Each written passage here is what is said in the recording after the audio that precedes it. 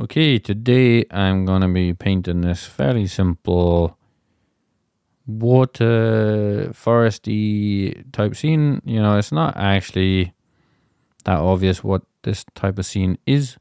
I'm playing this video back at 2 times speed, so that's me painting at 2 times speed. And what I'm trying to do here is make sure I make very deliberate actions and very deliberate shapes. That might sound kind of obvious, but when you paint in landscapes, you can get a bit random, which is good. But I find if I'm really deliberate in my shapes, things go a lot better. Now, it doesn't mean they have to be deliberately amazing. It's just more that you need a variety of shapes. So that means, what that actually means in practice is you need curves and you need straight lines. And the variety will make it interesting. So when I make a shape, I'm very interested in the lights and the shadows. So I'm working on the rocks right now. They're going to be rocks. So I hope it's fairly obvious that I have my painting up in the top left there. So you can see kind of what I'm working on in the layers. Now, I'm not going to lie. There's quite a lot of layers in this painting. 10, 15 layers or something like that. And all landscape paintings are in layers. I don't care who you are. Whatever you paint, it's going to be in layers. So I'm not talking the layers that you see in Procreate, which helps, but that's not the point. Is we're talking about layers as in front to back kind of layers, where we need to create a layer of, shouldn't have said layer, but we're talking about depth. So even if you're on the same layer, you kind of have to worry about how it comes towards you. So obviously we're painting in 2D, but we're trying to represent 3D. I know this might sound kind of mental, but stick with me. So what I'm trying to do is create the big shapes, and you'll see they're very simple, but they're very deliberate. And sometimes they're on the wrong layer, where you see me messing around with that, move them around. But what you want to do is not make messy shapes. I see a lot of landscape paintings that are very messy, and I'm not a huge fan of those. Because the shapes are kind of blurred and too soft for my liking. So if you see what I'm doing in Procreate, I'm not going through my technique exactly, because you can use any kind of technique that you want. I'm using the select tool with the freehand and color fill, which is awesome in Procreate, but you don't have to do that. You could use any brush you like and do the same thing. But what I like about the freehand tool is it gives me it's very fast. Like, so if I make a big shape, it's going to fill it in. But if I had the only other brush I use is the technical pen. I use it all the time, and I always forget what it's called. I think it's the technical pen. If you can see me choose it, I'm sure I choose it at some point, but I think it's technical pen. But the point is, it doesn't really matter what the brush is.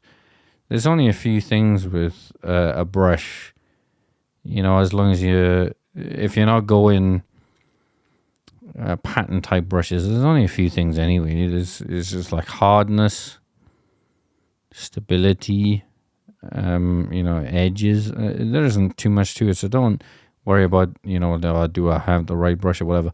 The brush is not going to make any difference to your life, so trust me, just forget about the brushes. It's all about learning the techniques and the fundamentals of the landscape painting. So the fundamental part of what I'm trying to do here is make nice big shapes in the right contrast, the right color, the right value. And and be, like I said at the start, very deliberate in what I'm trying to do. So what I'm trying to do is just to make shapes that represent what I'm trying to do. So you know what a pine tree looks like. It's sharp, it's spiky, and I'm messing with it now. And you see I'm struggling to find my brush because I got all these hundreds of brushes. I don't use them, and you know it's a bit quick. But I chose the. No, don't forget I'm using the eraser here because when I make my big shapes, usually the shape isn't that. Well, the shape I make is very, rough, and then I use the eraser with the same brush, the technical pen. So what's really cool about modern programs these days is I've been using Photoshop and whatever for 25 years or something. So once upon a time, when you used an eraser, there was only one choice, but now the brush is the eraser.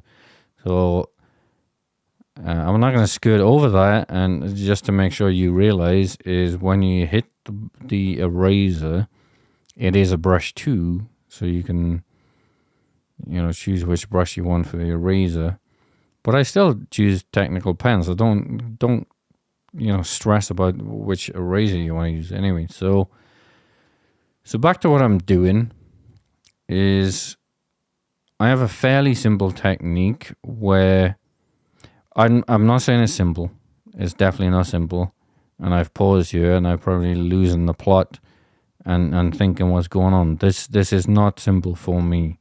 After painting, on and off for 20 years or whatever, this is still not easy for me. And probably never will be.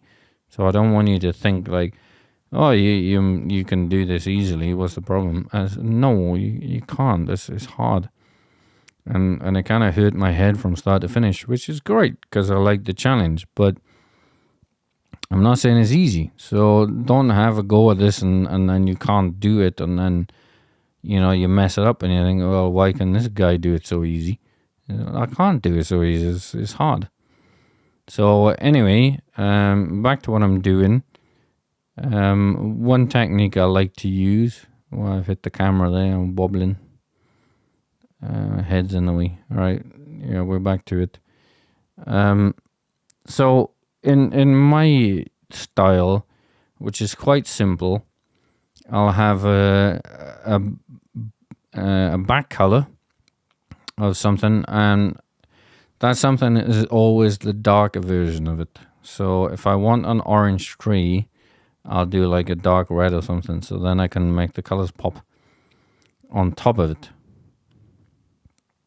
And I generally don't do much more than one or two color layers over the actual color, if that makes sense. So I got the green, and you see there's a darker green. I got the orange, or there's a dark orange or darker red.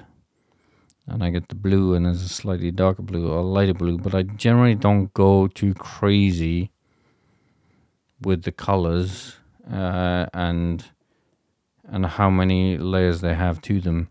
So I generally go 3, maybe 4, maybe 5 if I'm feeling a bit nuts. But I don't go too much beyond that. I mean, if you want to go realistic, which I do from time to time, and I like that from time to time. It takes a lot longer than this.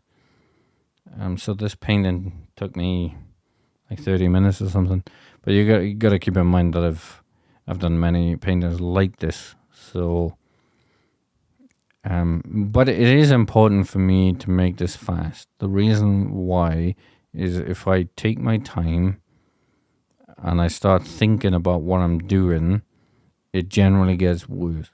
Now, if we're going for something I'm copying off, like, like photos or whatever, then not so bad. I can take 10 hours to do that. But I don't really want to, I don't know if you want to spend 10, 20, 30 hours making a painting. In this day and age, TikTok age, I'm not sure that's a good idea anyway. So this style is quite fast. you know, not to say if you have a go and you start using the select tool, freehand, color fill, is it gonna go well? It probably won't, because it didn't go well when I started the first time. But it's definitely fun and it's fast. So I'm a developer as well, web developer in my work life, and one of the biggest things about being a web developer is failing fast. And what failing fast means is you get feedback of what not to do really quickly. And I apply that knowledge to this and painting, and I like to fail fast, which means it's like, okay, this painting's not going to work. So, you know, obviously the more experience you get, the more chance is it's going to work. You know, because you just repeat what works in a slightly different format, and you get a better chance. You know, this is like painting 1,000 landscape, you know, so painting number 1 probably didn't go so well, did it? Painting number 100 probably sucked. But 1,000, you start to get okay. So what we're trying to do is repetition, but learning and failing fast. So you get the feedback of what's working as not what's working. So I build up the layers. All right, so let's get back to what I'm doing. I build up the layers. I use the selection tool most of the time, and then I'll blast to the technical pen and just start messing around a little bit. What I'm trying to do is break up any area that's dark or just doesn't have any interest. Now you'll see this is 2 times, remember, so I'm not, so this isn't like 15 times or something, this is 2 times. And I'm looking at areas where there's not much interest. Now, I'm not trying to be realistic. I will have no interest in that. But you can't have a big area that isn't broken up. So how you break it up is you take the color that is like the dark color, shift it slightly lighter, and maybe put a bit of color to it. So what I mean is so we got lots of dark areas which are kind of black. They're not black, by the way, but they're almost black. Black is not a great color, so stay away from black or white. You know, like pure black and pure white. Stay away from those. But you can get really close, but don't go black and white. And then shift it a little bit and break it up, and it'll make a massive difference. You know, you might think, oh, I'm being rough and just making a mess. I am. But as long as you get the right tone value, which is close to what you're doing in the first place, then it doesn't make a huge difference from the painting when you zoom out. So if you look at the top left, and when I'm putting all these little details in, you know, they're not making a huge difference to what's going on, but they are making a difference, but not a huge difference. So what I say is, like, if you have a big shape in the foreground, don't forget, right in the background, you know, there's nuance to this. In the background, you can get away with no detail. It's actually preferable that in the background you don't have too much detail, because detail in the front, no detail in the back. Next time you go walking or you go outside and you see a big mountain or whatever, you don't see that much detail in the back. Well, of course you do, because it's life and you got good eyes. But if you kind of squint, so if you squint at what you're looking at, that's kind of what we want to paint, and we want to exaggerate it. So when you squint and you look at a mountain in the background, you know, very much big detail kind of disappears. And you kind of got to exaggerate that. You know, this is an exaggerated painting, of course, because it's colorful and, you know, it's not meant to be realistic. We're just trying to make nice colors. And it's a bit messy. You know, you could spend a lot more time tidying up and going realistic if you really wanted to. But that's not for me. I just like trying to have fun and making nice shapes and nice colors. So I think I'm gonna wrap it up there. And if you like this, give me a sub and a like, and I'll catch you in the next one. Thanks.